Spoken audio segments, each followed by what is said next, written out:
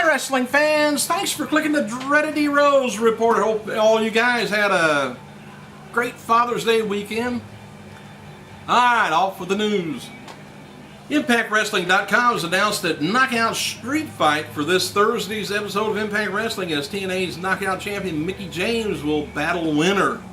That should be pretty good. Usually street fight type things are.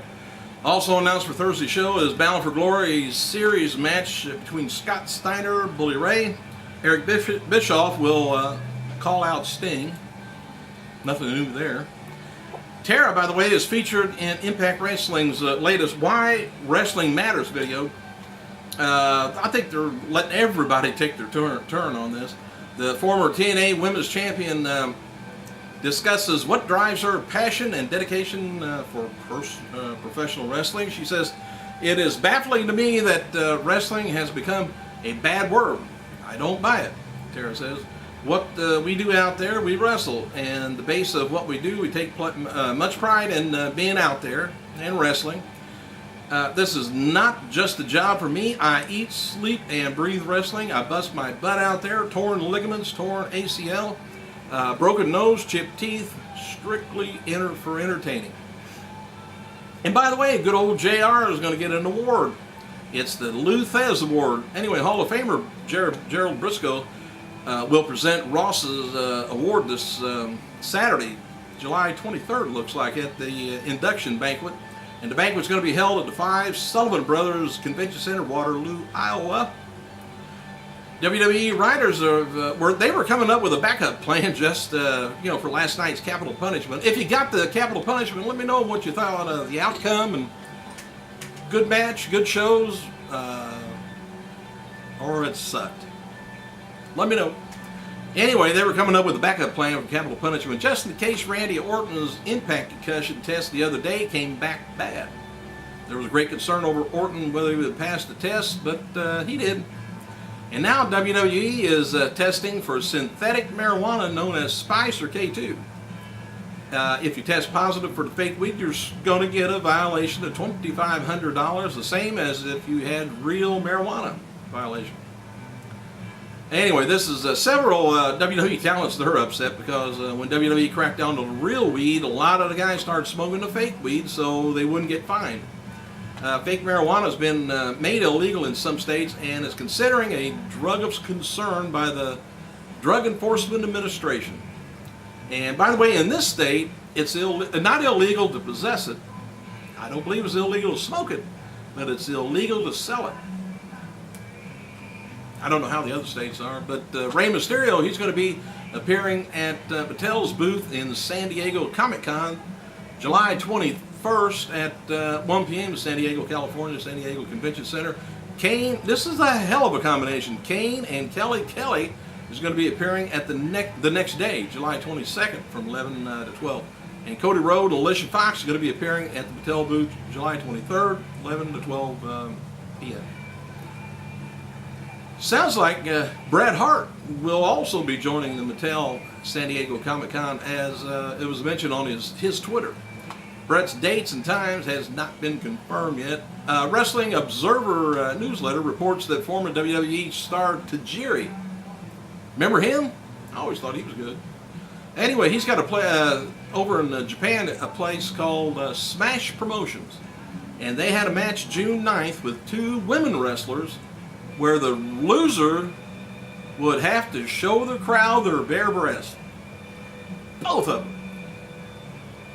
Anyway, this one, of course, won a match, and she took off her top, kept her bra on, and would not flash the crowd. Well, it was a wonder a riot didn't break out. But anyway, the stipulation, though, helped bring in the extra asses to put in the seats. They had an extra 100 to 200 more fans than usual. Sex sells. Anyway, Jim Ross wrote the following on his Twitter account regarding President Obama's impersonator, calling him fat at last night's Capital Punishment pay-per-view. Fat bastard, he says. What the? Says no sauce as you, Obama. Obama said that really witty dialogue. He liked it, I guess. Luke Gallows, by the way, is taking part in the tornado relief fundraiser at the Armory in Jackson, Georgia. August 20th, 2011 start time, 7 p.m. Tickets going to be costing $10. Of course, they go to the fund. Johnny Curtis said this past Friday on SmackDown that he's going to be making his debut soon. I don't know if that's the name he's going to be using, but Curtis has done a couple of skits in the past few weeks. One about an ace in the hole, and the other about not crying over spilt milk. Bret Hart, by the way, will also be the special guest referee for the Randy Orton versus Christian match, July 23rd, SmackDown event, Pittsburgh, PA. Bret announced as a special guest referee for several SmackDown events that weekend. And he's going to be appearing in an upcoming South African tour, and will be appearing for WWE and Mattel, of course, at the Comic-Con. Still working hand in hand with him. I love it.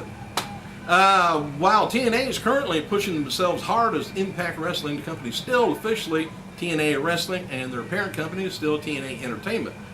TNA still exists, and they're just focusing on rebranding themselves as Impact Wrestling right now, and it takes a lot of work, a lot of money to change the parent company name, so they'll probably just leave it alone. Matt Hardy wrote the following on his Twitter last night. He said, between dates, injuries, and outside issues, I'm going to take a few weeks off. Ecstatic Matt Hardy movement is going into full effect. If he's going to be taking time off this week, how can anything go into effect unless he's talking about just laying around the house? WWE Hall of Famer Coco Beware turns 54 today, and today's, oh, by the way, TNA's Don West turns 293 pounds. No, he's probably not that much. Well, he turns 48 today. Sheamus is going to be appearing at the Faulkner Mazda in Harrisburg, Pennsylvania from 6 till, well, this says 6 p.m. Sign autographs. Head over there if you're in PA.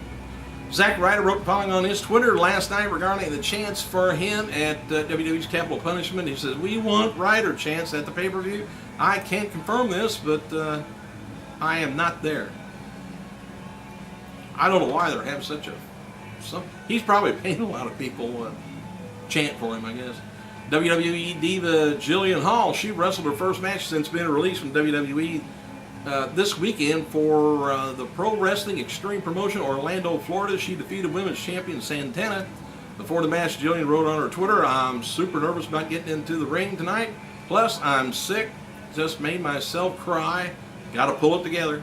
Alright, let's see, where was I? Oh, by the way, President Obama was played by comedian Reggie Brown at last night's WWE Capital Punishment pay-per-view. Brown appears at a GOP convention on Saturday night and had to be pulled off stage by a couple of people after the people organizing the event felt that he went overboard with his jokes. WWE had someone tweeting as the fake Obama yesterday on Twitter. I haven't seen the pay-per-view yet, so I haven't given my opinion yet. I'll have to watch it later today, or as soon as I get done with this. Shane McMahon, by the way, was spotted at the U.S. Golf Open tournament Sunday with the father of Roy McIlroy.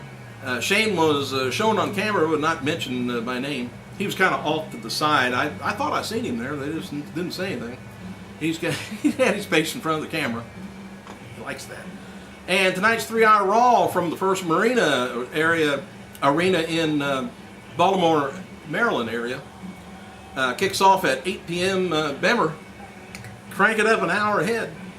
Anyway, it's with Power to the People theme. Fans going to be able to vote for matches and stipulations through WWE website and text messaging. Advertised locally, 6-man tag match with Cena, Show, Mysterio taking on R-Truth, Del Rio, and Punk. Let me know what you thought of the pay-per-view. Leave it on the comments. Thanks for clicking. I gotta go.